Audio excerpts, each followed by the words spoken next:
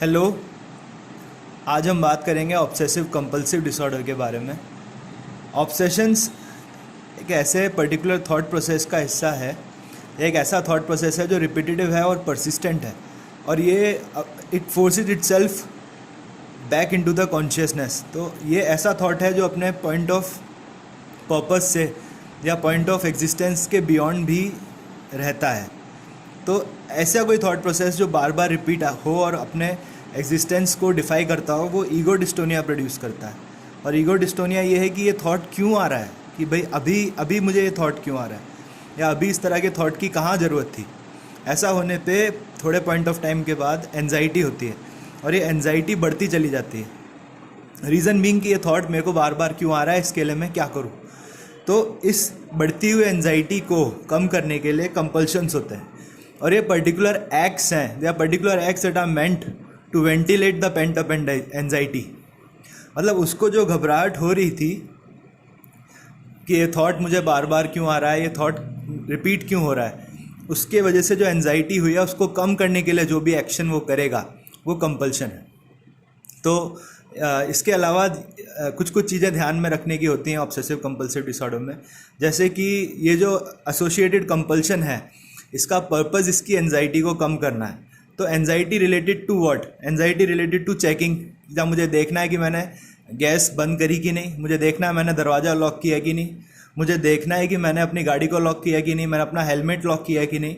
तो ये एक पॉइंट ऑफ प्रेवलेंस के बाद उसको ये थॉट आना, जैसे एक पर्टिकुलर टाइम के बाद कि अब मुझे ये थॉट क्यों आ रहा है, तो ये इसको ईगो डिस्टोनिया देता है, और इसकी वजह से इसको वापस जाके उस चीज़ को चेक करना पड़ेगा। दूसरा होता है जर्म्स एंड कंटेमिनेशन, कि मेरे हाथ गंदे हैं, मेरे पैर गंदे हैं, या ये कि मेरे आसपास गंदगी है, मुझे नहाना है, मुझे हाथ धोने। ये जर्म्स एंड कंटेमिनेशन का होता है। तीसरा होता है सिमेट्री। ये कुछ ऐसा है कि मेरे आसपास की जो भी चीज़ें हैं वो जिस ऑर्डर या सिमेट्री में हैं वो वैसे ही रहने चाहिए। जैसे कि मेरे पलंग में जो तकिए हैं वो एक सिमेट्री में होने चाहिए, मेरी टेबल पे जो सामान रखा है वो एक ऑर्डर में या सिमेट्री में होना चाहिए। इसका डिसरे या इसका बिगड़ना इसको एंजाइटी देता है। इसके बाद है काउंटिंग और नंबरिंग। इसमें ये होता है कि एक पर्टिकुलर नंबर या काउंट्स को फॉलो करता है। जैसे कि मेरे पर्स में एट अ टाइम 1500 रुपये ही होने चाहिए, इससे ज़्यादा नहीं, इससे कम नहीं। मैं ट्रेडमिल पे counted number of minutes भागूंगा।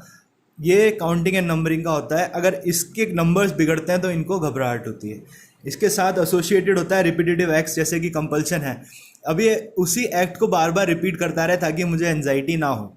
Ritualistic behaviour, again जैसे एक पर्टिकुलर रिचुअल या ऑर्डर को फॉलो करना। जैसे कि मैं इन पर्टिकुलर ऑर्डर पहले बाथरूम का फ्लोर साफ़ करूँगा, फिर टाइल साफ़ करूँगा, फिर नल साफ़ करूँगा, फिर बाल्टी साफ़ करूँगा, फिर नहाऊँगा।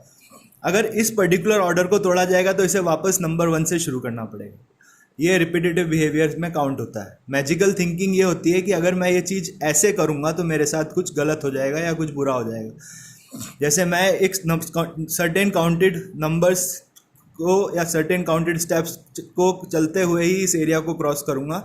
इससे ज़्यादा स्टेप्स हुई या इससे कम स्टेप हुई तो मुझे वापस आके वहीं से गुजरना पड़ेगा, नहीं तो मेरे साथ कुछ गलत हो जाएगा। ये मैजिकल थिंकिंग है। तो ऑब्सेसिव कंपल्सिव डिसऑर्डर जो इस कंडीशन में ये सारी चीज़ों को देखा जाता है, ये सारी सिम्टम्स हैं उसके, और ये एक ट्रीटेबल कंडीशन है, इसका इलाज संभव है। इसमें दवाइयाँ और बिहेवियरल थेरेपी का यूज़ किया जाता है। ओसीडी बीमारी जल्दी पकड़ में आए और जल्दी इलाज शुरू हो, ये बहुत ज़रूरी है ताकि जो भी इंडिविजुअल है उसको रिलीफ मिले।